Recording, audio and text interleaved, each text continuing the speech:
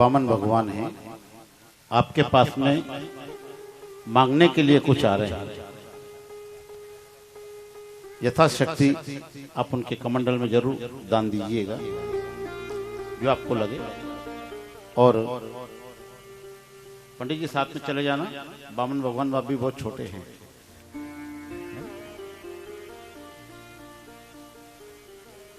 राहुल कौन है? ले जाइए वामन भगवान को। इधर हम भजन गाएंगे, उधर पहले इधर माताओं में लेकर जाएंगे।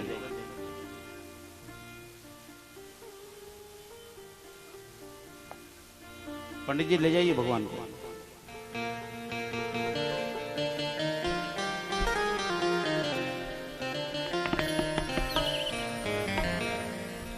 वामन भगवान बलि के यहाँ आए हैं। आपकी यथाशक्ति द्वारा वामन भगवान को दान दीजिएगा। नहीं हो तो हाथ जोड़कर इनको आगे बढ़ाते जाइएगा। तो जिनको दान देना है वामन भगवान को दे सकते हैं, नहीं हो तो कोई बात नहीं, आप आगे बढ़ाते जाए, परंतु कुछ न कुछ उनके कमंडल में जरूर दीजिएगा और कथा भी श्रवण करते जाइए।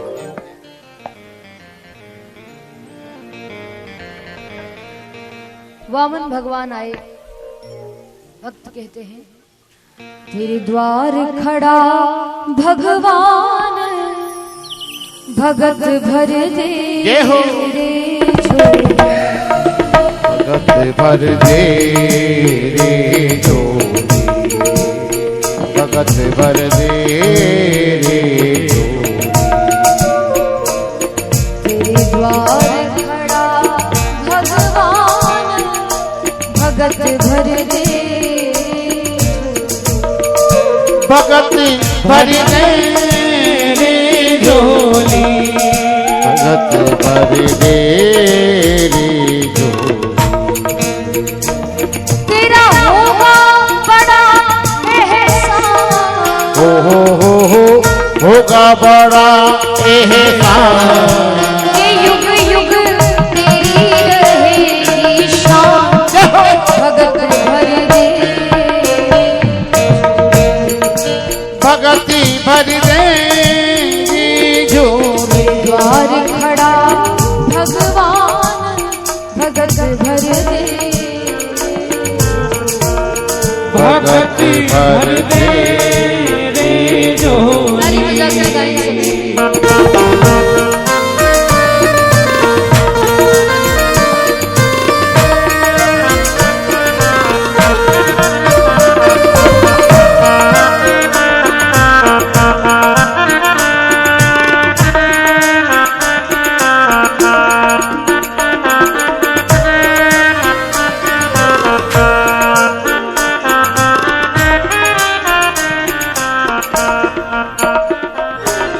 डोल उठी है सारी धरती देख ले, डोला गगन ये सारा, डोल उठी है सारी धरती देख रे, डोला है गगन ये सारा। डोल उठी है सारी धरती देख ले, डोला गगन ये सारा, डोल उठी है सारी धरती देख रे, डोला है गगन ये सारा। भीख मांगने आया तेरे दर, जगत का पालन हारा रे, जगत का पालन हारा। भीख मांगने आया तेरे दरे, जगत का पालन हारा रे, जगत का पालन हारा। मैं आज तेरा मेहमान, मैं आज तेरा मेहमान हूँ, आज तेरा मेहमान, हो आज तेरा मेहमान। लेकर दे मुझसे जरा पहचान, भगत भर दे झोली, भगत भर दे झोली। तेरे द्वार खड़ा भगवान, भगत भर दे, भगति भर दे झोली।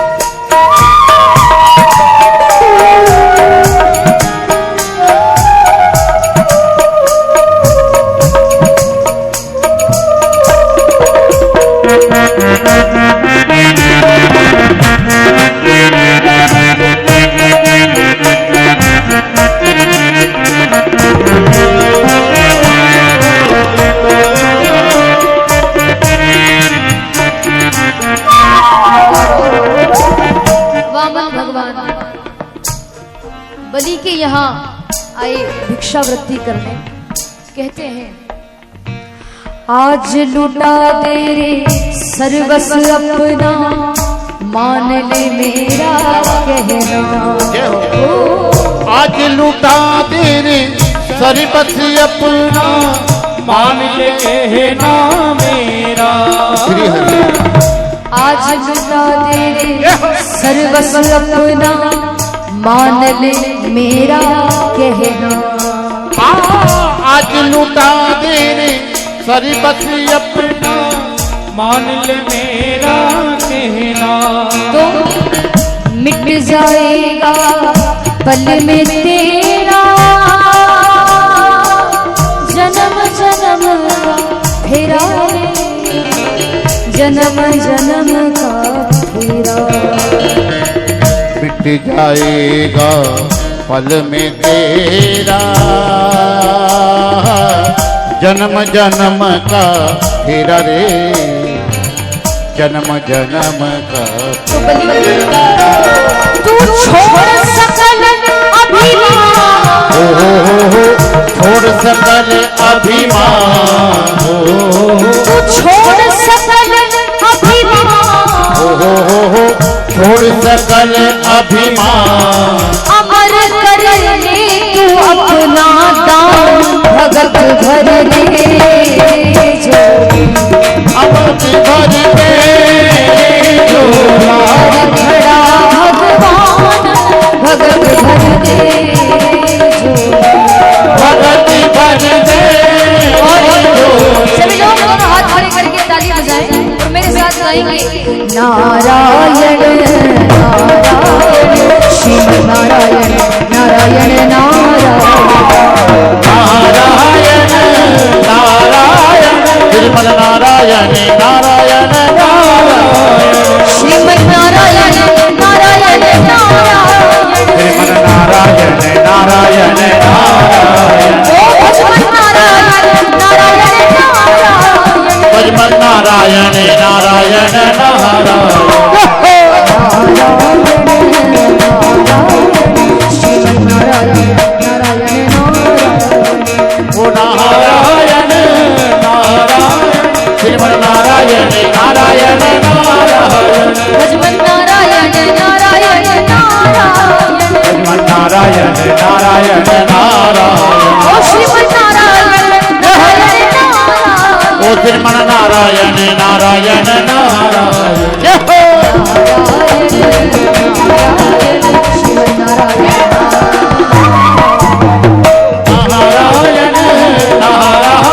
श्रीमन नारायण नारायण नारायण श्रीमन नारायण नारायण नारायण श्रीमन नारायण श्रीमन नारायण नारायण नारायण श्रीमन नारायण नारायण नारायण। बोलिए वामन भगवान की। सभी बैठ जाइए। और जो भक्त जा रहे हैं उनसे निवेदन है कि आज जो प्रसाद है वो हलवे का प्रसाद बना है हमारे गोयल परिवार द्वारा। बिना प्रसाद के कोई नहीं जाए। भगवान का प्रसाद ही में या भगवान का जन्मोत्सव हम मनाने वाले हैं, तो कोई भी बिना प्रसाद के नहीं जाएगा। आज बहुत सारा प्रसाद यहाँ मंच पर भी आया है। वही प्रसाद भगवान को भोग लगाकर आपके बीच में बांटा जाएगा, है ना। ये उत्सव आपके लिए हो रहे हैं, तो आप बिना प्रसाद के कोई नहीं जाए। प्रसाद इतना सारा हलवा बनाया है हमारे प्रमोद जी ने कि आप यहाँ भी खाइए और घर भी लेकर जाइए, इतना सारा बनाया है ना। तो ताली बजाइए एक बार जोरदार, जो प्रसाद लेकर आए उन भक्तों के लिए। और बिना प्रसाद के कोई नहीं जाएंगे, ये विशेष लाभ हैं। आप बिना प्रसाद के कोई नहीं जाए। बस मात्र 10 या 15 मिनट में हम लोग भगवान का जन्मोत्सव मनाएंगे और उसके बाद में फिर आगे की चर्चा। बलि महाराज जी को लेकर आ जाइए, राहुल जी। हाँ बेटा, बामन भगवान को लेकर आ जाइए। ये हो आगे की चर्चा, उसके बाद में फिर भगवान का जन्मोत्सव।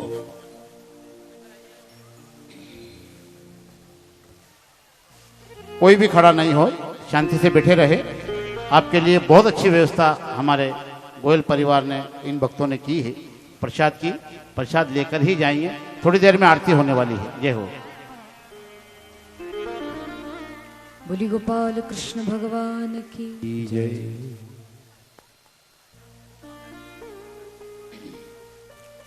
वामन भगवान बलि की चर्चा चलने लगी।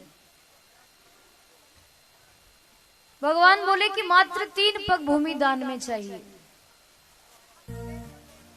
बलि बोला कि प्रभु 3 पग में तो आपका एक आसन भी नहीं बिछेगा, कुछ ज्यादा मांगिए ना, और वो भी आप आपके पैर से नापने के लिए कह रहे हो, तो इसमें क्या होगा। बलि को लगा कि छोटे से तो है वामन भगवान, छोटे छोटे चरण रख देंगे बस हो गया। उसको ये नहीं पता कि भगवान विराट रूप धारण करेंगे। बलि ने कहा कि प्रभु कुछ बड़ा मांग लो, मैं इतना बड़ा त्रिलोकी का राजा हूं, मेरे सामने 3 पैर मांगोगे तो अच्छा नहीं लग रहा, बड़ा मांगो ना कुछ। भगवान मन ही मन कहने लगे वामन भगवान की बड़ा त्रिलोकी का राजा बन रहा है मेरे सामने, भैया मेरे 3 पैर ही पूरे कर देना तो तुझे मानू। बार बार भगवान बोले कि 3 पैर ही चाहिए और उसके पहले तुम संकल्प करो,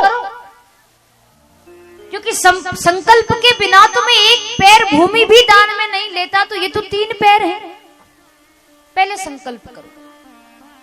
बलि बोला कि देखो प्रभु कैसी बात करते हो, 3 पैर में कैसा संकल्प करना। नहीं मान रहा था, बार बार भगवान संकल्प पर जोर दे रहे थे। शुक्राचार्य जी ने देखा, जो बलि के गुरु हैं, उन्होंने देखा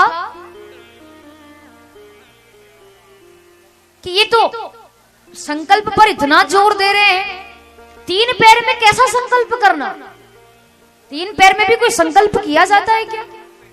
और ये इतना जोर दे रहे हैं संकल्प में, इसका मतलब ये है कि कुछ ना कुछ गड़बड़ी है। तब शुक्राचार्य जी ने आंख बंद करके देखा, तो शुक्राचार्य जी देखते क्या है कि वो वामन और कोई नहीं, साक्षात भगवान नारायण ही है, जो वामन का रूप धारण करके वहां आए थे। शुक्राचार्य जी समझ गए, तो बलि को कहा कि अरे देखो देखो बलि इधर आओ, जिसको तुम वामन समझ रहे हो ना, ये कोई वामन नहीं, ये तो साक्षात भगवान नारायण है। और सुनो, देवताओं की कार्य सिद्धि के लिए वामन भगवान आए हैं। 3 पग भूमि तुमसे दान में मांगेंगे, 2 पैर में ही तीनों लोक नाप लेंगे। जय हो। तीसरा चरण देने के लिए तेरे पास कुछ नहीं बचेगा। बलि मान जा, संकल्प मत करना। बलि नहीं माना। नहीं प्रभु, गुरुदेव कैसी बात करते हो, आप कैसे गुरु हो मेरे, थोड़ा जल्दी कर दो यहां से। और कोई भी बातें नहीं करे, जो आगे बैठे हैं बैठ जाइए, ये दीदियां जो खड़ी है, और कथा श्रवण करें। ये हो। हाँ हाँ। और बलि भगवान, वामन भगवान आ रहे हैं आपके साथ में। हाँ,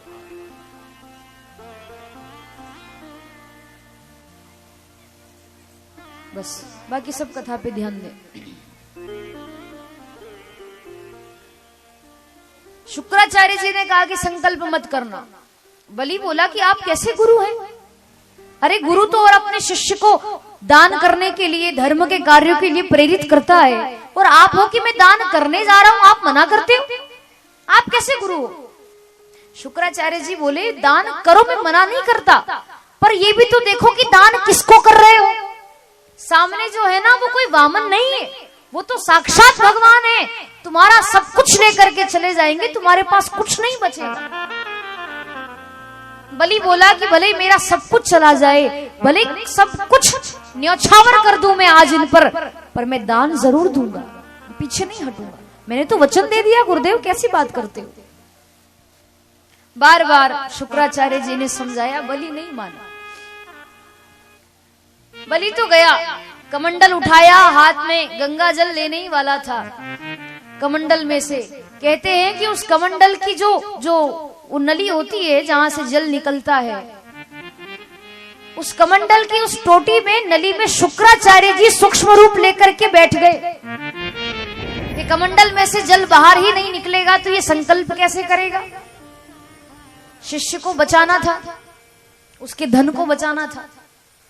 कमंडल की टोटी में शुक्राचार्य जी सूक्ष्म रूप लेकर के बैठ गए। अब बार बार बलि ऐसे ऐसे करे तो वो जल नहीं निकले, क्योंकि जहां से जल निकलता है उस रास्ते में तो शुक्राचार्य जी बैठे। बार बार ऐसे ऐसे कर रहा था, जल नहीं निकल रहा था वो। तब फिर बलि ने विचार किया कि आखिर जल क्यों नहीं निकल रहा है। जब तक जल बाहर नहीं आएगा तब तक वो संकल्प नहीं करेगा। और शुक्राचार्य जी इसीलिए बैठे थे कि जल बाहर आएगा नहीं, संकल्प करेगा कैसे। वामन भगवान ने आंख बंद करके देखा कि आखिर हुआ क्या, ऐसी क्या तकलीफ आ गई, कमंडल में से जल नहीं निकल रहा। आंख बंद करके देखा वामन भगवान, देखते क्या है कि कमंडल की टोटी में तो शुक्राचार्य जी बैठे, छोटा रूप, बिल्कुल सूक्ष्म रूप लेकर। ये नहीं चाहते कि बलिदान करे, इन्होंने मुझे पहचान लिया है, समझ गए हैं। तो भगवान ने क्या कहा बलि से कि ये कमंडल लाओ, मुझे दो, कुछ कचरा अचरा फंस गया होगा तो मैं निकालता हूं बाहर, मैं सही करता हूं।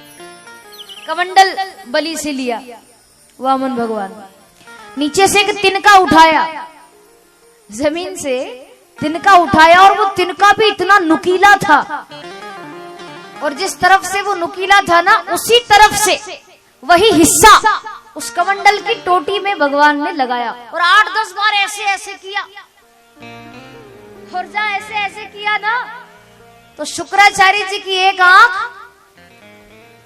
गोविंदाय नमो नमः हो गई, एक आंख पधार गई। भगवान ने शुक्राचार्य जी को एक आंख का कर दिया। तुरंत शुक्राचार्य जी कमंडल में से बाहर निकले और बलि को श्राप दे करके गए कि तूने गुरु की बात नहीं मानी, तू गुरु द्रोही है, जा मैं तुझे श्राप देता हूं, तू लक्ष्मीहीन हो जाएगा, तेरे पास में कुछ नहीं बचेगा। श्राप दे दिया। और भगवान ने भी शुक्राचार्य जी को एक आंख का इसीलिए किया था कि गुरु तो समदर्शी होते, गुरु को अपने सभी शिष्यों को एक नजर से देखना चाहिए, भेदभाव नहीं रखना चाहिए, एक नजर से देखो। इसीलिए एक आंख का कर दिया उनको, ऐसे तो देख नहीं रहे थे, अब एक आंख का कर दिया, तब तो एक नजर से ही देखेंगे। शुक्राचार्य जी तो चले गए वहां से। बलि ने कमंडल में से हाथ में गंगा जल लिया, संकल्प किया कि हे वामन भगवान, मैं आपके सामने संकल्प करता हूं, मैंने आपको 3 पग भूमि दान में दी। और ये कह करके जैसे ही उसने कमंडल का वो गंगा जल जो लिया था हाथ में वो छोड़ा, वो जल छोड़ा, जल छोड़ करके वामन भगवान के चरणों में सिर रख करके प्रणाम किया। और प्रणाम करके वो उठता, उसके पहले ही वामन भगवान तो 52 से 53, 54, 55, 56 वो तो पूरे 100 हो गए। इतने बड़े हुए भगवान, इतने बड़े हुए। बलि ऐसे करके भगवान को देखने लगा, फिर भी इतने विराट रूप धारण हो गए भगवान कि भगवान की कमर दिख रही थी, उनका मुखार बिंदु तो दिख ही नहीं रहा था। विराट रूप धारण कर लिया। एक चरण तो उनका जमीन पर ही रखा है और दूसरा चरण भगवान ने उठाया, ब्रह्मलोक में लेकर गए। अपने उस एक ही चरण में भगवान ने पूरी त्रिलोकी को समा लिया। चरणों के बीच में आ गई वो। ब्रह्मलोक में गया चरण, तो ब्रह्मा जी ने देखा कि ये तो मेरे प्रभु का चरण है, नारायण भगवान का। ब्रह्मा जी ने तुरंत भगवान के चरण धोए। एक जो चरण था वो, उसी को उन्होंने पखारा, चरण धोए। और चरण धोए भगवान के, और जो जल भगवान के चरणों से निकला, वही जल ब्रह्मा जी ने अपने कमंडल में भर लिया। और वही जल और कोई नहीं, साक्षात गंगा माता है, गंगा जी है, जो भगवान के चरणों से प्रकट हुई थी। कमंडल में उसको भर लिया। वो चरण रखा भगवान ने, दूसरा चरण उठाया। तीनों लोक भगवान ने, पूरी त्रिलोकी नाप ली, तीनों लोक नाप लिए। उसका जहां जहां तक साम्राज्य था वो सब कुछ नाप लिया भगवान, इतना सा भी नहीं रहने दिया, सब कुछ नाप लिया। तीनों लोग, पूरी त्रिलोकी नाप करके भगवान फिर वामन बन गए और बलि के सामने खड़े हो गए। और भगवान बोले कि क्यों बलि, बड़े त्रिलोकी के राजा बन रहे थे तुम, कि 3 पैर से क्या होगा प्रभु, कुछ बड़ा मांगो, बड़ा मांगो। अब मैंने तो 2 पग में ही तीनों लोग नाप ली, बताओ तीसरा चरण में कहां रखूं। और देखो बलि, जो व्यक्ति संकल्प कर ले कि मैं इतना दान दूंगा, और संकल्प करने के बाद भी यदि वो दान को पूरा नहीं करता या उस दान को नहीं देता, अपने पास ही रखता है, तो फिर उस व्यक्ति को नरक में जाना पड़ता है, उसको पाप लगता है, दोष लगता है। तो या तो तुम नरक में जाने के लिए तैयार हो जाओ, या फिर मेरे 3 पैर पूरे करो। बलि बोला कि मुझे नरक में जाने से डर नहीं लगता प्रभु, मुझे तो डर इस बात का लगता है कि ब्राह्मण को दिया हुआ मेरा वचन खाली नहीं जाना चाहिए। आपने मेरे तीनों लोक नाप लिए, मेरी पूरी त्रिलोकी को ले लिया, मुझे इतना सा भी गुस्सा, जरा सा भी मुझे बुरा नहीं लग रहा। और आप कह रहे हो कि तीसरा चरण में कहां रखूं, बताओ। तो आपसे एक छोटी सी बात पूछना चाहता हूं प्रभु। भगवान बोले पूछो। बलि बोला कि प्रभु ये बताओ, धन बड़ा होता है या धन का मालिक बड़ा होता है, बताओ। धन बड़ा होता है या धन का मालिक, आप में से किसी को मालूम हो तो बताओ। हाँ, मालिक बड़ा होता है। धन बड़ा होता है या धन का मालिक, ये प्रश्न किया तो भगवान बोले कि बलि, धन का मालिक धन से 100 गुना बड़ा होता है। कितने गुना बड़ा होता है? 100 गुना। पर तुम कहना क्या चाहते हो? बलि बोला बस मैं यही कहना चाहता हूं प्रभु कि अभी तो आपने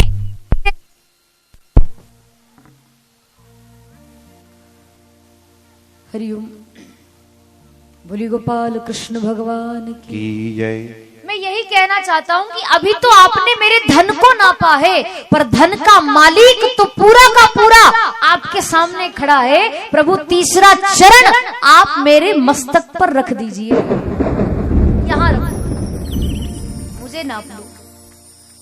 भगवान भी असमंजस में पड़ गए।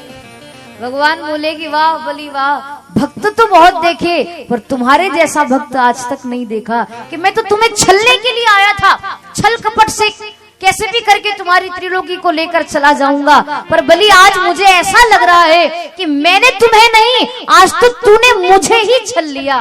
तुमसे जैसा, तुमसे बड़ा भक्त मैंने और कहीं नहीं देखा।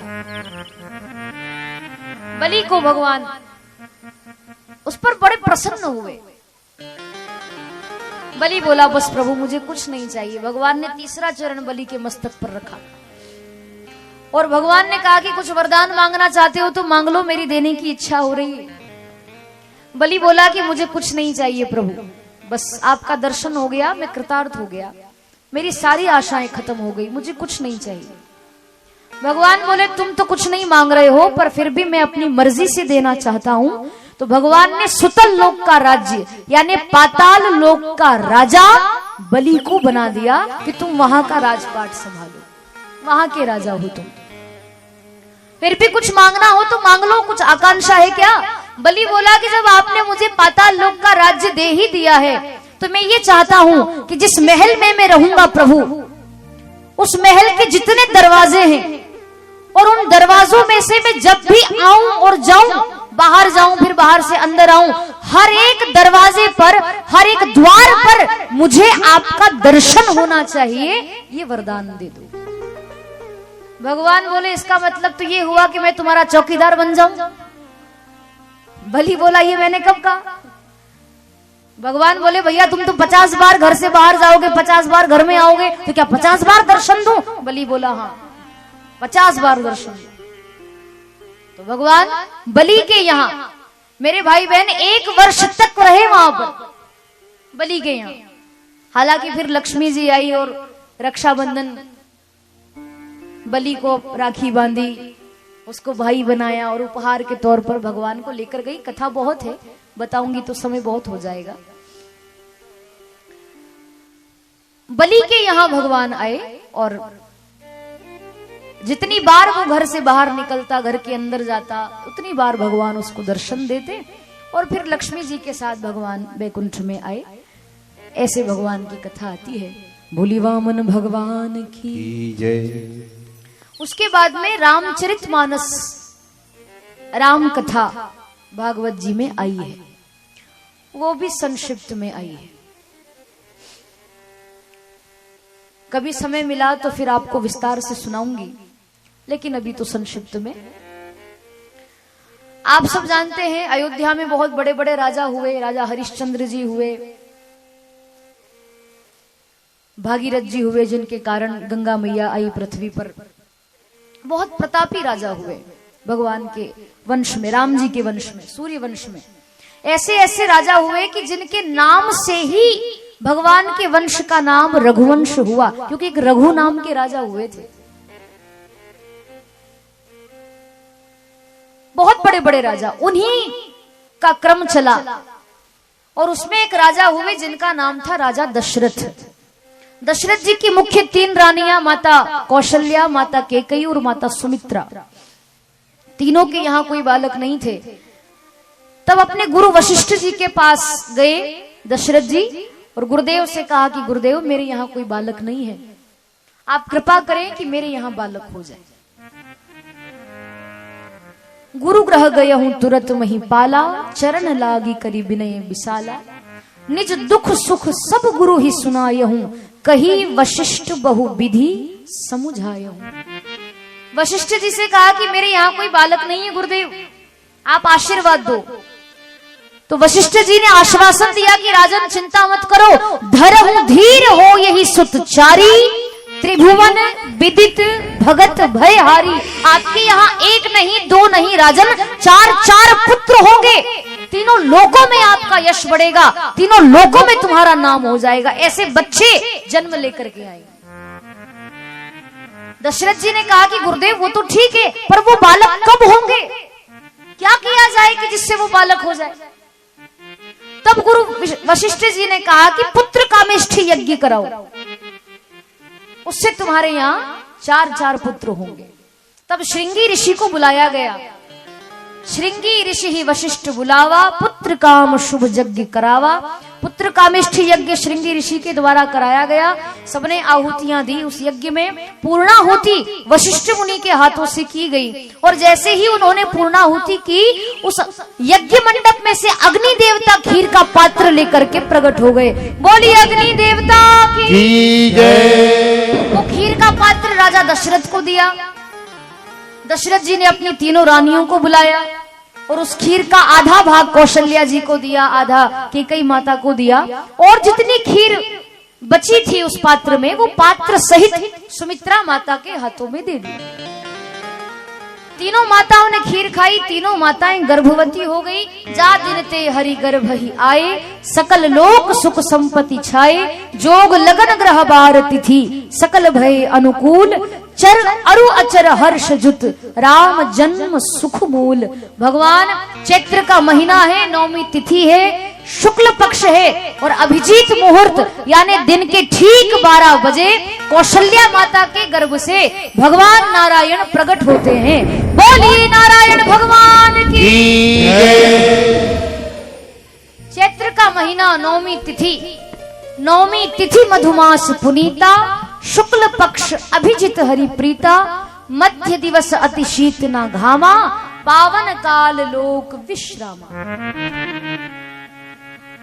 दिन के 12 बजे भगवान प्रकट हुए चतुर्भुज रूप में। मैया के कहने पर भगवान छोटे से बालक बने। कौशल्या माता ने उनकी स्तुति गाई। छोटे बालक बन गए, भगवान रोने लगे। बच्चे की रोने की आवाज सुनी बाहर खड़ी दासी ने, आई कौशल्या जी के पास, बालक को देखा, दौड़ लगाकर गई, दशरथ जी को सूचना दी, महाराज की जय हो, महाराज की जय हो। कौशल्या माता ने एक बालक को जन्म दिया है।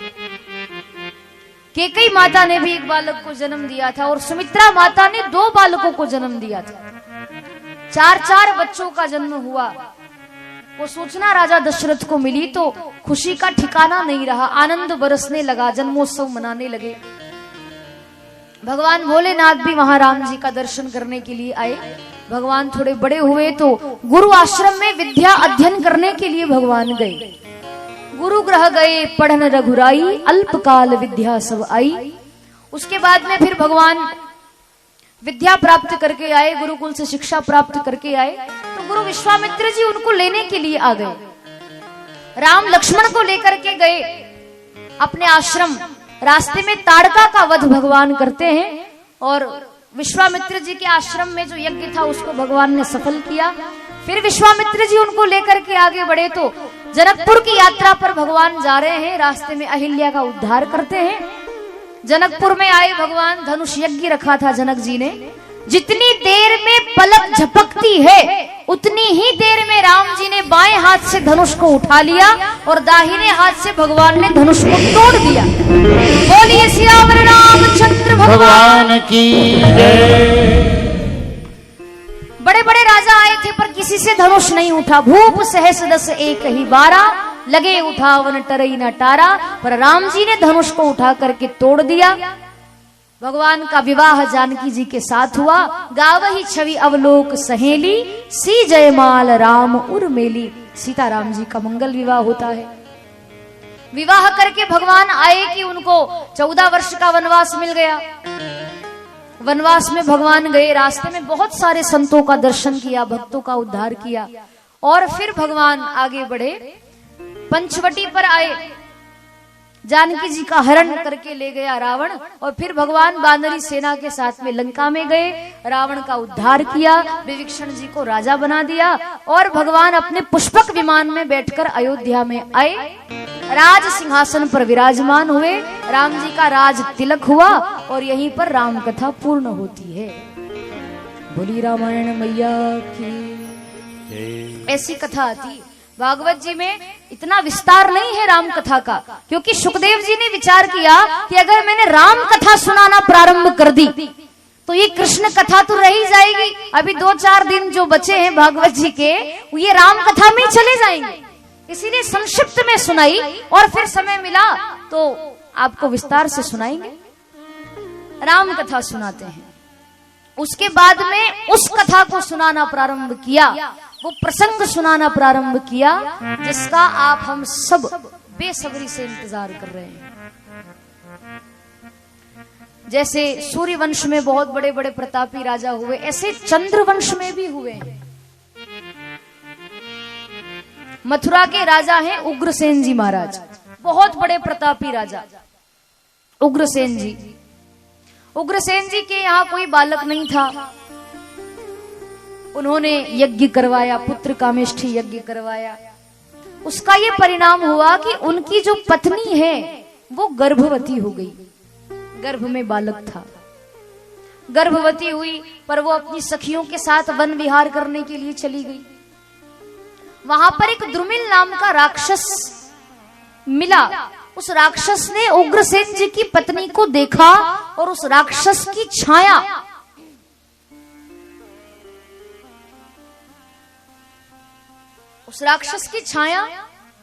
उग्रसेन जी की पत्नी पर पड़ी। तो जिस बालक ने जन्म लिया उनके गर्भ से, वो बालक भी राक्षस ही पैदा हुआ, क्योंकि राक्षस की छाया पड़ी थी। नाम था उसका कंस। उग्रसेन जी का बेटा है। बालक लेकर के जब वो घर आई, ब्राह्मणों ने उस बालक को देखा ना, तो ब्राह्मणों ने कह दिया उग्रसेन जी से कि जो बालक तुम्हारे घर जन्म लेकर आया है ये तो राक्षस है, इसको अपने घर में मत रखो, ये यहां रहा तो परेशानी खड़ी हो जाएगी। तो लता पताओं में उस बालक को लपेटा और उसको यमुना जी में प्रवाहित कर दिया। यमुना जी के दूसरे किनारे पर शूरसेन जी, जो वसुदेव जी के पिता हैं, वो स्नान कर रहे थे। डुबकी लगा करके जैसे ही बाहर आए तो लता पताओं में लपेटा हुआ वो बच्चा उनके हाथों में आ गया। शूरसेन जी ने देखा तो मन में विचार करने लगे कि शायद भगवान की कोई मर्जी होगी, बालक मिला है, इसको अकेला तो छोड़ नहीं सकता पानी में। तो उस बालक को लेकर के घर आए, पत्नी की गोद में दिया और कहा कि मैं स्नान कर रहा था तब ये बालक मुझे मिला, इसका भी पालन पोषण करो। अब वसुदेव जी के साथ साथ कंस का भी पालन पोषण होने लगा और दोनों साथ में पल रहे हैं। कंस धीरे धीरे बड़ा हुआ, वसुदेव जी बड़े हुए। नारद जी ने आकर एक दिन कंस के कान में कह दिया कि तुम शूरसेन के नहीं उग्रसेन के बेटे हो, और सारी कथा सुना दी। अब कंस को तो बड़ा गुस्सा आया कि मेरे पिता ने मेरा त्याग कर दिया। कंस गया कैलाश पर्वत पर, खूब तपस्या की, भगवान शिव को प्रसन्न किया और भोले बाबा प्रकट हुए। कंस ने बहुत सारे वरदान उनसे मांगे। भोले बाबा ने कंस को एक धनुष दिया था और कहा कि इस धनुष को जो तोड़ेगा, वैसे तो ये धनुष किसी से उठेगा नहीं, पर इस धनुष को जो तोड़ देगा वही तेरी मृत्यु उसी के हाथों होगी, वही तेरी मृत्यु करेगा। तेरी मृत्यु निश्चित है, जिस दिन ये धनुष टूटा उसी दिन तेरी मृत्यु हो जाएगी। कंस उसको बड़ा संभाल कर रखता था धनुष। कंस फिर आया मथुरा में, बड़े बड़े राक्षसों को अपनी सेना में मिला लिया। अब शक्तिशाली तो वो हो ही गया था, इतना जो तप किया, बड़े बड़े राक्षसों को सेना में मिला लिया। अघासुर, बकासुर, तृणावर्त, अरिष्टासुर, धेनुकासुर, बड़े बड़े राक्षसों को मिला लिया अपनी सेना में और सेना बना करके फिर मथुरा पर कंस ने चढ़ाई की, हमला कर दिया। उग्रसेन जी को कारागार में बंद कर दिया, बंदी बना करके, कि बहुत तुमने मुझे परेशान कर लिया, तुम मेरे पिता हो, उसके बाद भी तुमने मुझे एक लता पताओं में लपेट करके समुद्र में, जल में बहा दिया, यमुना जी में बहा दिया, उसका दंड तुमको मिलेगा। यज्ञ जो हो रहा था वहां पर यज्ञ को विध्वंस कर दिया, ब्राह्मणों को भगा दिया और पूरे मथुरा में कंस ने ढिंडोरा पीट दिया कि आज से पूजा पाठ बंद, कोई पूजा मत करो, जिसको पूजा करनी है मेरी पूजा करो, जिसको माला जाप करनी है मेरे नाम से करो, जिसको यज्ञ करना है मेरे नाम से करो। कंसाय स्वाहा, कंसाय स्वाहा। कोई यज्ञ नहीं करेगा, कोई पूजा पाठ नहीं करेगा, मैं ही भगवान हूं। और उसका आतंक बढ़ने लगा।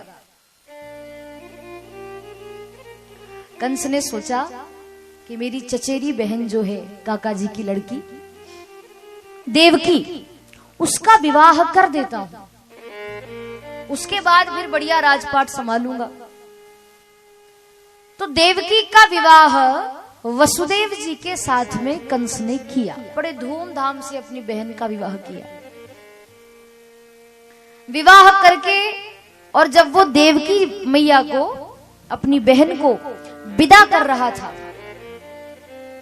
रथ में अपना चरण देवकी मैया रखने ही वाली थी कि उसी समय आकाशवाणी हो गई कि रे कंस, जिस देवकी को तुम विदा कर रहे हो, इसी देवकी का अष्टम गर्भ, इसका 8वां जो पुत्र होगा, बालक होगा, वही तेरा काल होगा, वही तुझे मारेगा। देवकी का अष्टम गर्भ तेरा काल होगा।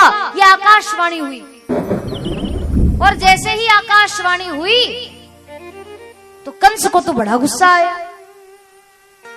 तुरंत देवकी मैया के बाल पकड़े, केश पकड़कर उनको घसीटने लगा, तलवार निकाली और उस तलवार से देवकी मैया को मारने ही वाला था कि उसी समय वसुदेव जी नीचे उतरे रथ से और कंस का हाथ पकड़ लिया। रुक जाओ मत मारो, तुम क्या करने जा रहे हो?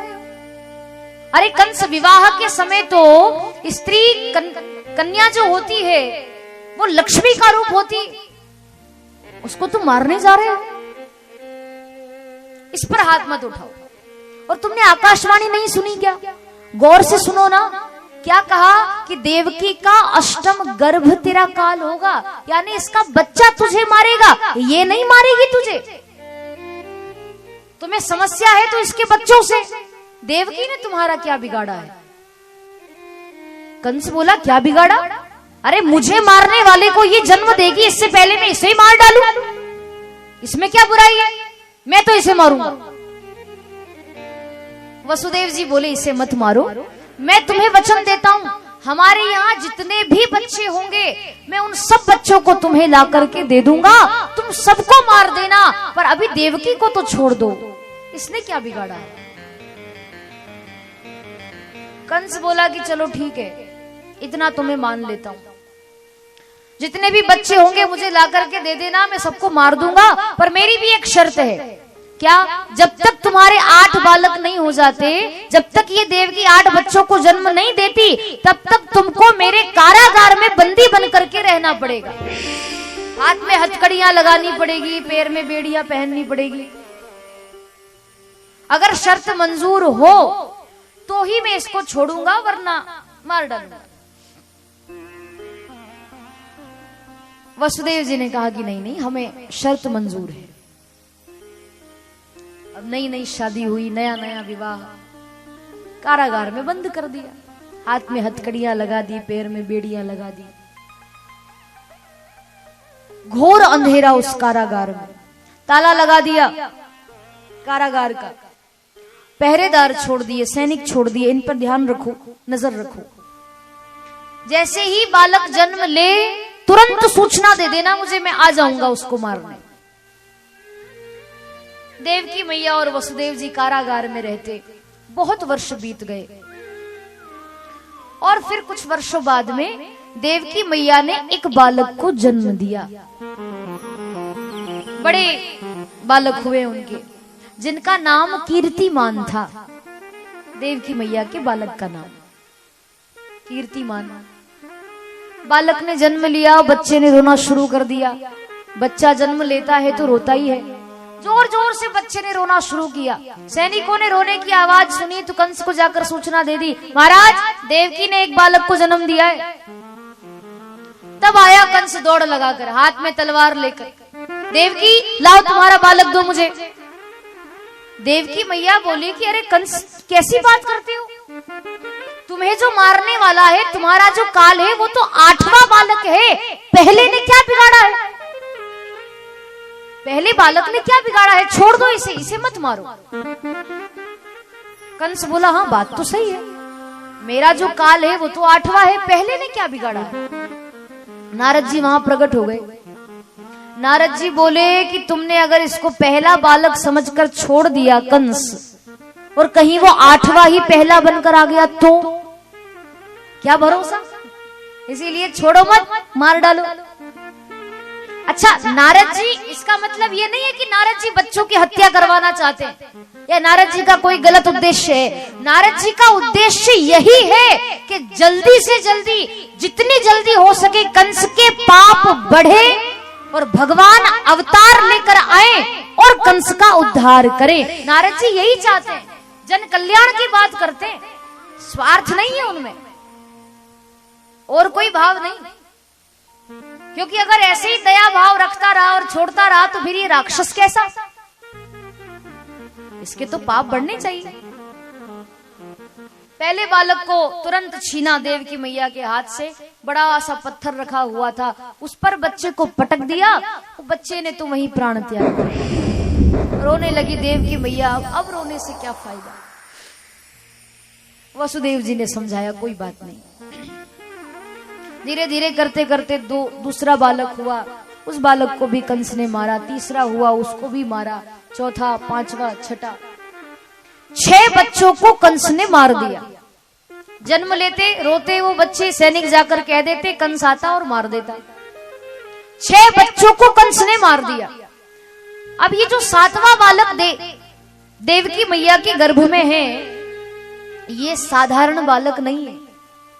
ये कौन है? ये भगवान के शेषनाग हैं। भगवान नारायण के शेषनाग, जो त्रेता युग में राम जी के छोटे भाई लक्ष्मण जी के रूप में अवतार लेकर आए थे, और अब द्वापर में कृष्ण भगवान के बड़े भाई बलराम जी के रूप में अवतार लेने वाले हैं, प्रकट होने वाले हैं। 7वां बालक जो देवकी मैया के गर्भ में है वो बलराम जी है। देखो, देवकी मैया भी वसुदेव जी की पत्नी है और रोहिणी जी भी वसुदेव जी की पत्नी है। वसुदेव जी की 7 पत्नियां हैं, उनमें से देवकी मैया सबसे छोटी है और इनके प्रति इनका लगाव थोड़ा ज्यादा ही है। रोहिणी मैया भी उन्हीं की पत्नी है, पर बलराम जी 7वें बालक गर्भ में है देवकी मैया के। भगवान को चिंता हुई कि अब जो 7वां बालक गर्भ में है वो कोई साधारण बालक नहीं, वो तो मेरे बलराम जी हैं, मेरे शेषनाग हैं। और अगर इन्होंने जन्म ले लिया देवकी मैया के गर्भ से और कंस आ गया, हालांकि कंस की तो ताकत नहीं है कि वो बलराम जी को मार सके, वो मेरे शेषनाग है, उनको कौन मार सकता है। पर अगर बलराम जी ने ही कंस को मार दिया तो मैं किसको मारूंगा, मेरी लीला का क्या होगा। तब भगवान ने अपनी योग माया को आदेश दिया, जाओ कैसे भी करके बलराम जी को तुम देवकी मैया के गर्भ से उठाओ और ब्रज में जाकर के रोहिणी मैया के गर्भ में स्थापित कर दो, क्योंकि वो भी तो वसुदेव जी की पत्नी है, कहलाएंगे तो वो वसुदेव के ही बालक। किसी को पता नहीं चलना चाहिए, रोहिणी के गर्भ में बालक को स्थापित कर दो, वहां जन्म ले लेंगे वो, और यहां तो फिर मैं आऊंगा तो निपट ही लूंगा। जब रात्रि में सब सो रहे थे, सारे सैनिक सो रहे थे, देवकी मैया वसुदेव जी सब घोर निद्रा में सो रहे थे, तब भगवान की योग माया आई, योग शक्ति के द्वारा गर्भ से उस 7वें बालक यानी बलराम जी को उठाया और नंदगांव में गई, ब्रज में गई। रोहिणी मैया भी सो रही थी, उनके गर्भ में उस बालक को स्थापित कर दिया और भगवान की योग माया फिर चली गई, किसी को पता नहीं चला। और देवकी मैया को भगवान ने ये आभास करा दिया मानो 7वां बालक गर्भ में ही नष्ट हो गया। कोई पूछे तो ये बता देना। 7वें बालक के लिए आया वो कंस, क्या बात है देवकी 7वां बालक नहीं हुआ, बहुत देर लग गई इस बार। देवकी मैया बोली क्या बताऊं, ये 7वां बालक तो गर्भ से बाहर आया ही नहीं, वो गर्भ में ही नष्ट हो गया, ऐसा लगता है मुझे। कंस बोला अच्छा गर्भ में ही मर गया, हाँ फिर तो अच्छा रहा, मुझे मारना नहीं पड़ा, बाहर भी आता तो मरता, मर गया तो अच्छा हुआ। इधर रोहिणी मैया ने कुछ ही महीनों के बाद, 9 महीनों के बाद उस बालक को जन्म दिया। रोहिणी मैया के गर्भ से बलराम जी जन्म लेते हैं। बोलिए बलदाऊ जी महाराज की जय। बलराम जी ने जन्म लिया, वहां जन्म ले लिया तो भगवान बोले अब कोई चिंता वाली बात नहीं, अब तो मैं आऊंगा, अब तो मुझे आना है। तब फिर 6 बच्चों को तो कंस ने मार दिया, 7वां उनको मिला नहीं, और अब 8वें बालक की सबको चाह थी कि अब 8वां हो जाए, अब 8वां हो जाए। पृथ्वी माता व्याकुल होने लगी, गाय का रूप धारण करके भगवान के पास गई कि प्रभु राक्षसों का आतंक बहुत बढ़ गया है। भगवान ने आश्वासन दिया कि चिंता मत करो, मैं जल्द ही देवकी वसुदेव के यहाँ कृष्ण रूप में अवतार लेने वाला हूँ, मनुष्य रूप में अवतार लेने वाला हूँ, चिंता मत करो, मैं पूरी पृथ्वी का भार उतार दूंगा, सब राक्षसों का नाश कर दूंगा। आश्वासन दिया, पृथ्वी माता तो प्रसन्न हो गई कि चलो भगवान आने वाले हैं। देवकी मैया को भी ये मालूम था कि भगवान आएंगे, देवकी मैया को भी पता था कि 8वें जो है वो कोई साधारण बालक नहीं है, तो देवकी मैया भी इंतजार में थी कि अब भगवान आ जाए, अब भगवान आ जाए, अब भगवान आ जाए। भादो मास के कृष्ण पक्ष में अष्टमी तिथि आई और आज अष्टमी तिथि को देवकी मैया को ऐसा आभास होने लगा कि बस अब भगवान आने वाले हैं, अब भगवान आने वाले हैं। वो कब आएंगे कोई भरोसा नहीं, कभी भी आ जाए। शाम के 6 बज गए हैं, 7 बज गए हैं। देवकी मैया इंतजार कर रही है, अब भगवान आ जाए, अब भगवान आ जाए। अब कारागार में तो घोर अंधेरा था, अंधकार ही अंधकार, जहां देखो वहां अंधेरा ही अंधेरा। रात्रि के 8 बज गए हैं। भगवान कितनी बजे आए थे? रात को 12 बजे। और अभी कितने बज रहे हैं? 8। आने वाले हैं भगवान बहुत जल्दी। और आप सब हमारे जो आज के जजमान हैं वो मंच पे आ जाए। ये पर्दा खोलना है। इस पालने में भगवान विराजमान हैं, ठाकुर जी विराजमान हैं। जैसे ही दीदी कहेगी कि रात के 12 बज गए हैं, आपको ये पर्दा खोलना है दोनों पति पत्नी को, और इसमें से ठाकुर जी उठाकर सबको दर्शन करवाना है। ये ठाकुर जी ऐसे हैं हमारे कि जो प्रभु प्रिया जी की 182वीं कथा अभी तक सुनी है, ऐसे सिद्ध हैं। हालांकि ठाकुर जी तो सिद्ध ही होते हैं भगवान, परंतु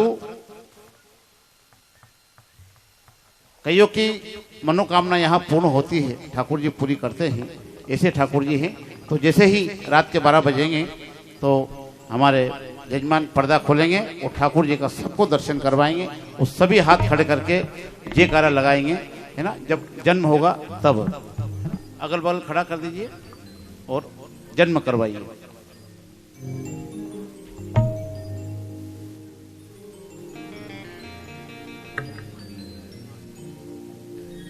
रात्रि के 8 बज गए हैं,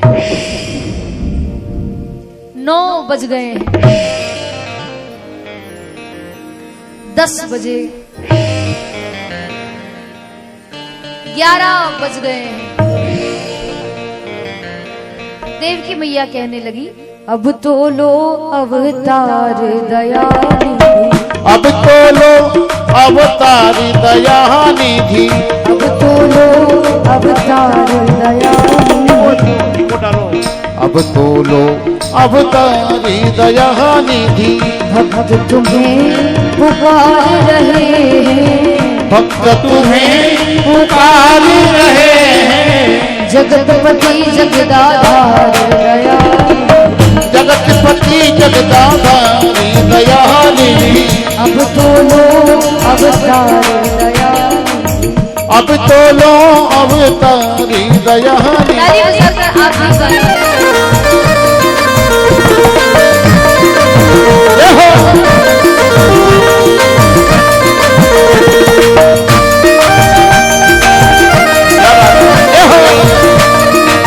आनंद लीजिए।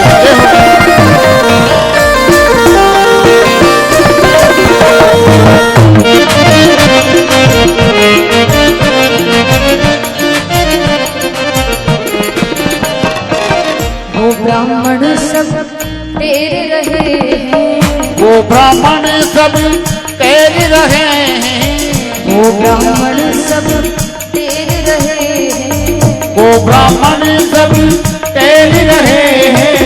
भक्तों के भगवान दयानिधि, भक्तों के भगवान दयानिधि। अब तो लो अवतार दयानिधि। अब तो लो अवतारी दयानिधि। अभी रुक जाइए, फटाके भी नहीं जलाने हैं। और अभी रुक जाओ भैया, भगवान को आने तो दीजिए। माताओं से निवेदन है, सब बैठ जाओ नीचे, सब बैठ जाइए। भगवान यहीं आएंगे, कहीं नहीं जाएंगे। सब बैठ जाओ अभी। हाँ, बाकी सब बैठे देखो। रात्रि के 11 बज गए हैं, 11:30 बज गए हैं और जैसे ही रात्रि के 12 बजे तो भगवान चतुर्भुज रूप में उस कारागार में देवकी मैया के सामने प्रकट हो गए। बोलिए नारायण भगवान की जय, नारायण भगवान की जय, नारायण भगवान की जय, बाल कृष्ण लाल की जय, गोपाल कृष्ण भगवान की जय, सावरिया सेठ की जय। भगवान रात्रि के 12 बजे चतुर्भुज रूप में प्रकट हुए देवकी मैया के सामने। हाँ, ले आइए भगवान को भी। जय हो। ठाकुर जी आ रहे हैं, वसुदेव जी उनको अपने सिर पर धारण कर कर ला रहे हैं। बोले वहां के बिहारी लाल की जय। आइए, भगवान आ रहे हैं और बाल कृष्ण लाल रात्रि के 12 बजे चतुर्भुज रूप में भगवान प्रकट हुए हैं। भक्त कहते हैं क्या? नंद घर आनंद भयो ओ नंद घर आनंद भयो जय कन्हैया लाल। नंद घर आनंद भयो जय कन्हैया लाल। ओ नंद घर आनंद भयो जय कन्हैया लाल। जय कन्हैया लाल की जय यशोदा लाल की। जय कन्हैया लाल की जय यशोदा लाल की। जय कन्हैया लाल की जय यशोदा लाल की। जय कन्हैया लाल की जय यशोदा लाल की। ओ हो नंद घर आनंद भयो जय कन्हैया लाल। जय हो।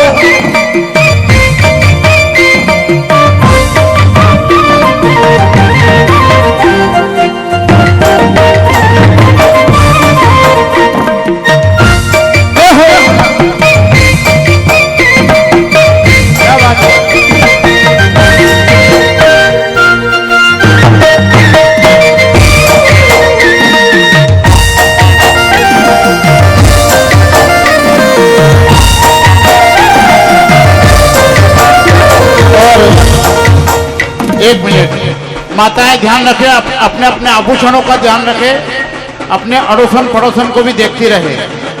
जो आभूषण माताएं पहन के आई है ना, अपने आभूषणों का ध्यान रखें और कहें जय कन्हैया लाल की जय यशोदा लाल की।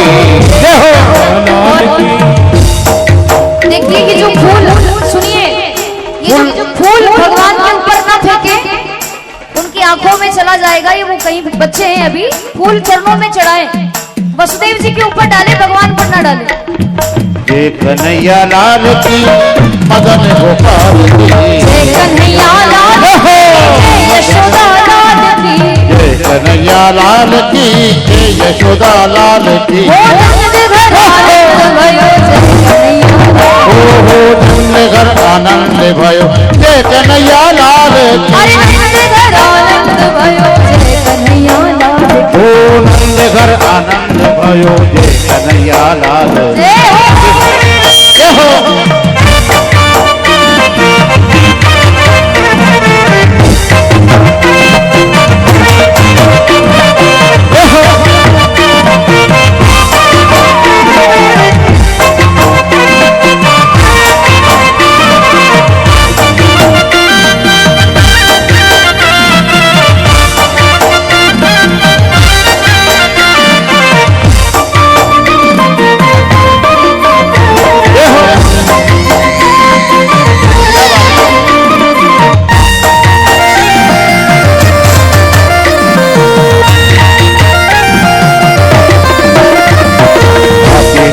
घोड़ा दिनो और दिने पाल की।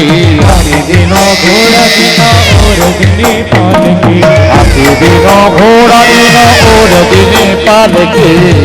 दिनों घोड़ा दिनो पाल की। ओ नंद घर आनंद भयो जय कन्हैया लाल।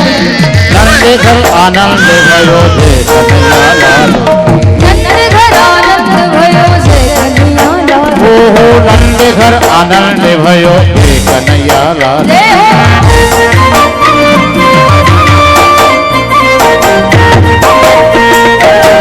जय हो।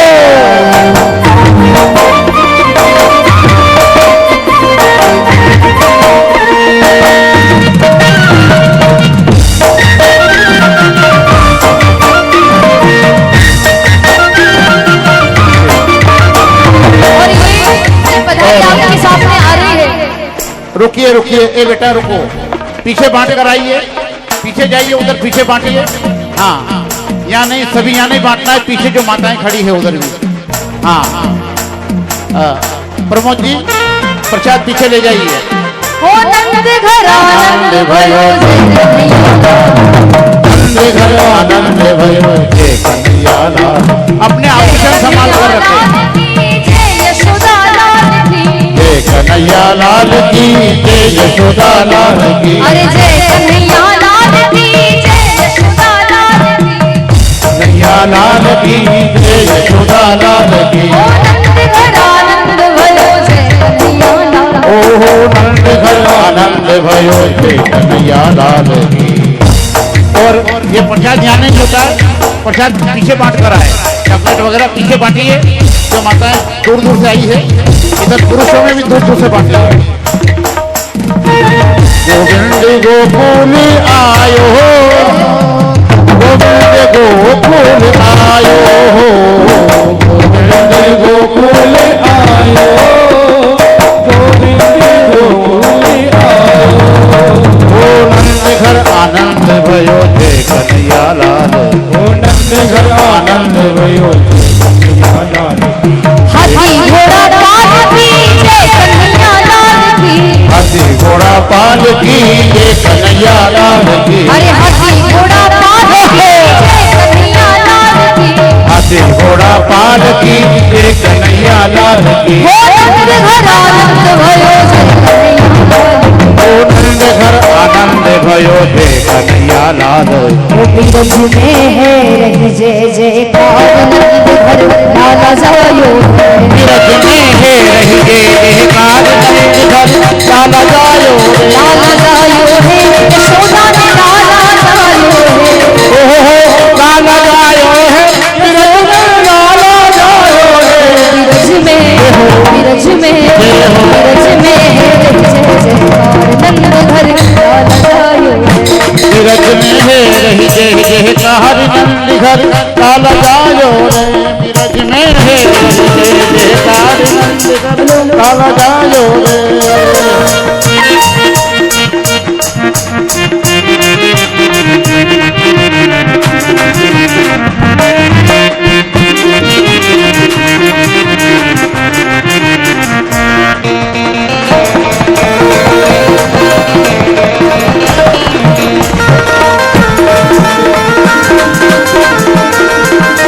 बाल बाल सब हिल मिल गावे। बाल बाल सब हिल मिल गावे। ओ झूठ के झूठ नंद घर आवे। वो जोत के जोत नंद घर आवे। बाल बाल सब हिल मिल गावे। वो बाल बाल सब हिल मिल गावे। जोत के झूठ नंद घर आवे। वो जोत के जोत नंद घर आवे। ब्रह्मानंद समान आज सुख सबने पायो है। ब्रह्मानंद समान आज सुख सबने जायो रे। बिरज में बिरज में बिरज में है रही जय जयकार नंद घर लाला जायो है।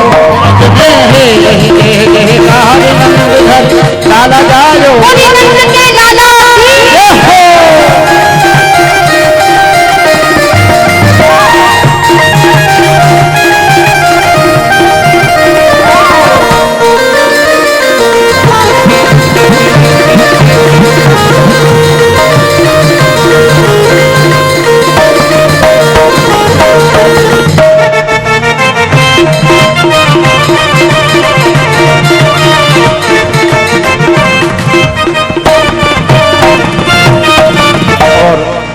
ये ढोल बंद करिए। जय हो। अपने आभूषणों का माताओं ध्यान रखना, नहीं तो हमारी कथा में कई अभी आए थे, वहां से 4 चेन कटी थी। अपने आभूषणों का ध्यान रखना, क्योंकि यहाँ सबकी मनोकामना पूर्ण होती है। तो हमारी माताएं बहनें ध्यान रखें, आभूषण पहन के आए हो विशेष ध्यान रखें। और कहें बाबा से, वो मेरो लाला झूले पलना निक धीरे झूला दीजो। ओ मेरो लाला झूले पलना निक धीरे झूला दीजो। ओ मेरो लाला झूले पलना निक धीरे झूला दीजो। ओ मेरो लाला झूले पलना निक धीरे झूला दीजो। झूला होले होले झूला दीजो, धीरे झूला दीजो, नित होले होले झूला दीजो। लाला ये हो कन्हैया, ये हो लाला झूले पलना, एक धीरे झूला दीजो। ओ कन्हैया झूले पलना, एक धीरे झूला दीजो।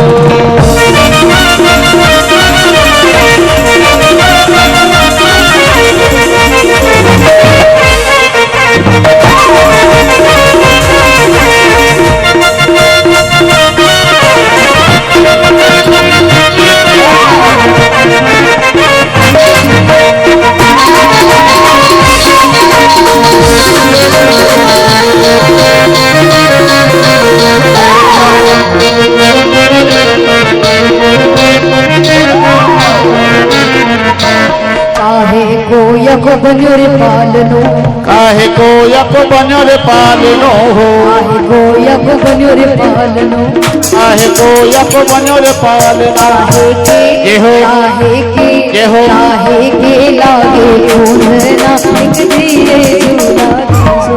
वो काहे के लागे ढूंढना, एक धीरे झूला दीजो। ओ मेरो लाला झूले पलना, एक धीरे झूला दीजो। उनक धीरे झूला दीजो, एक धीरे झूला दीजो। उनक धीरे झूला दीजो। आइए अब आरती करते हैं। भाई ये ढोल बंद करिए, ये ढोल बंद कर दीजिए। हाँ ये ढोल बंद कर दिए, आरती होने वाली है। और हमारी माताओं बहनों भाइयों सबसे निवेदन है, गेट पर प्रसाद मिलेगा है ना, आरती के बाद में वहाँ प्रसाद हाँ चालू हो गया है ना। तो परिवार के सभी लोग आरती करें और अपने आभूषण जरूर संभाल कर रखें। और बिना प्रसाद के कोई नहीं जाएगा। इतना प्रसाद बना है कि आप यहाँ भी खाइए और घर भी ले जाइए, परंतु आरती के बाद में आप वहाँ प्रसाद ले सकते हैं। हमारे परिवार के सभी लोग गोयल परिवार को आरती दीजिए, आरती करें। और हमारे सोनी जी, अनिल जी, गोयल परिवार के सभी भक्त आगे आ जाएं और आरती करें। जय हो।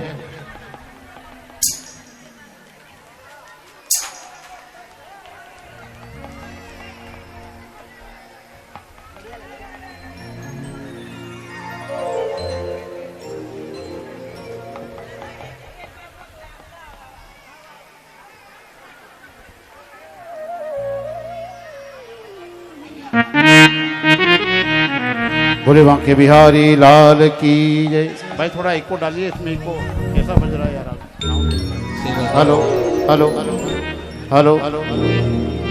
आरती बाल कृष्ण की जय, आरती बाल कृष्ण की जय। अपनों जन्म सफल कर लीजे।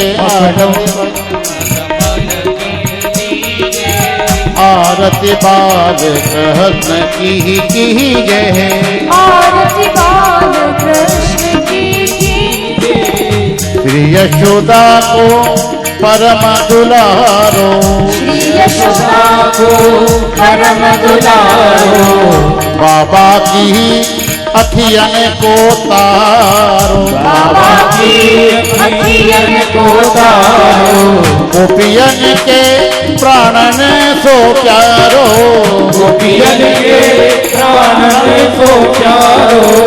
इन पर प्राण न्योछावर कीजे। आरती बाल कृष्ण की जय, अपनों जन्म सफल कर लीजे। आरती बाल कृष्ण की जय। बलदाहू को छोटो भैया, बलदाऊ को छोटो भैया। कनुआ कही कही बोलत मैया, कनुआ कही कही बोलत मैया। परम मुदित मन लेती बलैया, परम मुदित मन लेती बलैया। इनको सर बस अर्पण कीजे। आरती बाल कृष्ण की जय, अपनों जन्म सफल कर लीजे। जय आरती बाल कृष्ण की जय। श्री यशोदा श्री राधावर कुंवर कन्हैया श्री राधा कुंवर कन्हैया ब्रजजन को नवनीति खवैया ब्रजजन को नवनीत खवैया देखत ही मन लेत चुरैया देखत ही मन लेत सुरैया। यह छवि जन मेनन भर लीजे आरती बाल कृष्ण की जय। अपनो जन्म सफल कर लीजे आरती बाल कृष्ण की जय।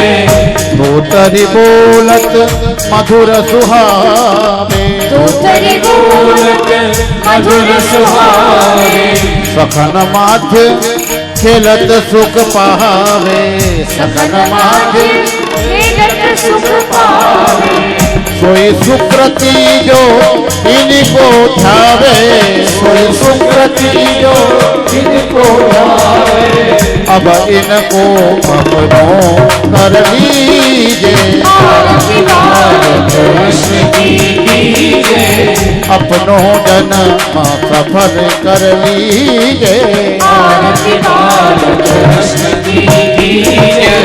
कर्पूर घोरम करुणावतारम संसार सारम भुजगेन्द्रहारम सदा वसंतम हृदयारविंदे भवन् भवानी सहितं नमामि तुम्हीं हो माता पिता तुम्हीं हो बंधु सखा तुम्हीं हो वीर्या द्रविणं तुम्हीं हो सर्वं मम देव देव सर्वमंगल मंगल्ये शिवे सर्वार्थ साधके शरण्ये त्र्यंबके गौरी नारायणी नमस्तुते नारायणी नमस्तुते नारायणी नमस्तुते नारायणी नमस्तुते नारायणी नमस्तुते।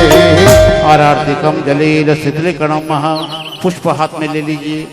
हाँ, गोयल परिवार के जितने भी रिश्तेदार आए हैं पुष्प हाथ में ले लीजिए सभी लोग और मंत्र पुष्पांजलि। हरिओम जगनेन जगनमय जगन्त देवस्थानि धर्माणि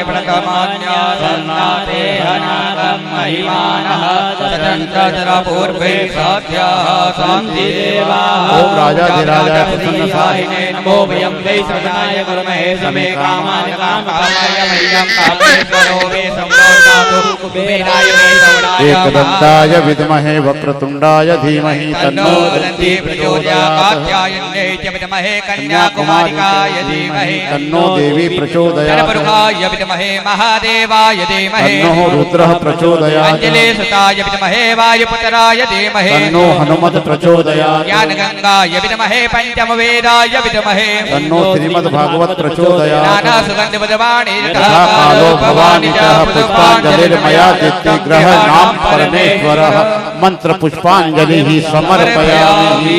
पुष्प चढ़ा दीजिए और भगवान की दो परिक्रमा करें और भगवान से कहे अच्युतम केशवम राम नारायणम कृष्ण दामोदरम वासुदेवम भजो श्रीधरम माधवम गोपिका वल्लभम श्रीधरम माधवम गोपिका वल्लभम जानकी नायकम रामचंद्रम भजो जानकी नायकम रामचंद्रम भजो जानकी नायकम रामचंद्रम भजो।